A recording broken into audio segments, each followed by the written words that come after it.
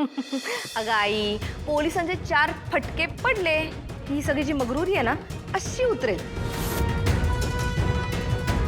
ए मला अजून एक छान आयडिया सुचली. मी आताच्या आता पोलिसांना कॉल करून बोलवून घेऊ. हो. हे बाई गप की. तुम्ही कसं लोक इशे वाढवायला लागलाय? अरे आता तर हा विषय वाढणारच आहे आणि हा विषय असाच वाढत जाणार आहे. आता तुला आहे ना, तू ही चोरी केल्यामुळे तुझं तोंड लपवून गावाला पळून जावं लागणार आहे. कळतंय का? आणि अनिका, आता तू पोलिसांना नाही बोलवायचे. आता तू आहे ना फक्त तुझ्या डॅडना बोलवायचे आणि तुझे डॅडच मग हिला पोलिसांमध्ये देतील. Okay I do it. Dad dad dad dad. काय झालं अनिका? बघ ना तू स्वतः बघ. चल चल बघ.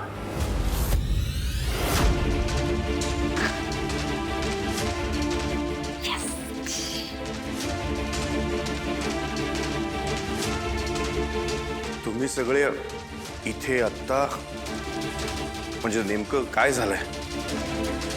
राजन, डोळ्यांवरची झापडे काढ. कमळीच्या हातात तुला दागिन्यांचा डबा दिसतोय.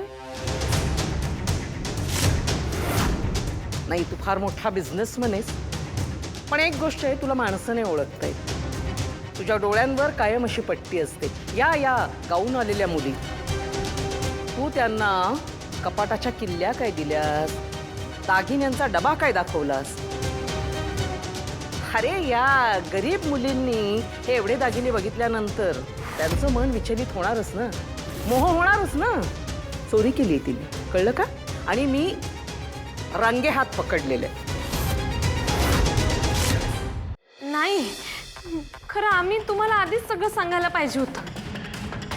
कामिनी आजींचाच प्लॅन होता हे दागिने चोरायचा, म्हणून आम्ही सुरक्षित ठिकाणी ठेवायला चाललो. गप्प बसा. तुझं आणि तुझ्या मैत्रिणीचं बिंग फुटलं, तुमची चोरी पकडली गेली म्हणून बोलताय ना? आणि काय ग, ही चावी तर तुझ्याकडेच आहे, मग चोरी आम्ही कशी केली? कसं आहे, आता कितीही काही एक्सप्लेनेशन द्या, काहीच वर्क नाही होणार आहे. रागिणी, एक मिनिट. मला नाही वाटत कमळी असं काही करेल म्हणून. व्हॉट? अरे राजन, अरे तुझ्या डोळ्यात देखत घडतायत गोष्टी. हातच्या कंकणाला आरसा कशाला हवाय? बघ ना, तिच्या हातात बघ ना. अरे दागिन्यांचा डबा तिच्या हातात आहे, तरीही तू. कमळे, मी कपाटाच्या चाव्या तुला खूप विश्वासाने दिल्या होत्या का? वर त्याच वेळेला तुला सांगितलं की या दागिन्यांमध्ये माझ्या आईचा जीव आहे, तरी